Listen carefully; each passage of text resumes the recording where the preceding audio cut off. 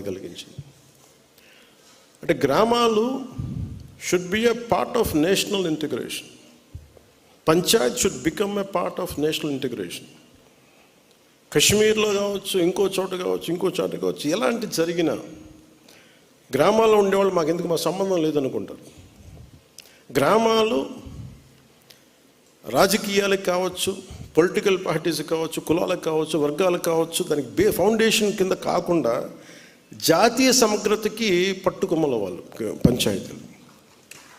అంటే ఇది మీకు ఎక్కడ ఏమైనా, ఎందుకంటే ప్రతి గ్రామం నుంచి ఎక్కడో చోట వస్తారు. ఎక్కడో శ్రీకాకుళంలో అత్యధికంగా ఉన్న ఒక పంచాయతీ నుంచిలో అత్యధికంగా సోల్జర్స్ వెళ్తారు అక్కడి నుంచి, ఒక పంచాయతీ నుంచి ప్రత్యేకించి. సో పంచాయతీలని ఎలా బలోపేతం చేయాలని ఒక ఉద్దేశంలో మొన్న ఆ సంఘటన జరిగిన తర్వాత దాని గురించి చాలా ఆలోచిస్తూ ఉంటే నాకు ఒకటే అనిపించింది. ఒక రాజకీయ నాయకుడు ఊరు లేదు, పేరు లేదు, ఉండదు, వాళ్ళ కుటుంబానికి తెలియచ్చు, కానీ ఆయన విగ్రహాలు పెట్టేస్తారు.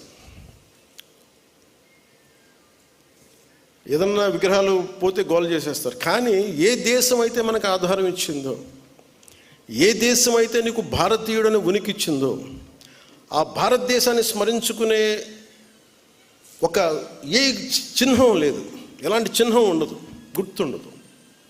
అందుకని నేను ఈరోజు నా ప్రతిపాదన ఉన్నతాధికారులందరికీ, శశిభూషణ్ గారికి కానీ, ఇక్కడున్న కమిషనర్ గారికి కానీ, అందరికీ ప్రతి పంచాయతీలో జాతీయ సమగ్రత ప్రాంగణం అనేది చాలా చాలా అవసరం.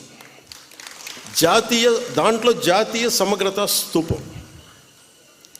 అది మీరు 1000 గజాల్లో పెడతారా, ఎకరంలో పెడతారా, ఇంకెక్కువలో పెడతారా, ఆ పంచాయతీలను బట్టి కనీసం ప్రతి చోట 13,326 పంచాయతీల్లో 13,326 జాతీయ సమగ్రత ప్రాంగణాలు ఉండాలి.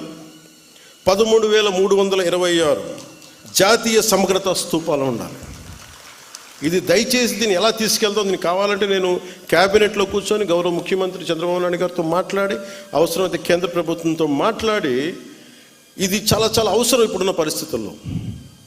ఉగ్రవాదం పెరిగిపోతున్న పరిస్థితుల్లో గ్రామాల నుంచి బలమైన వ్యక్తులు ఉంటేనే, దేశ వికాసానికి బలపడే వ్యక్తుల సమూహం ఉంటేనే గ్రామాల్లోనే మన దేశానికి ఏదైనా చేయగలం, తద్వారా మనం లాభపడగలం.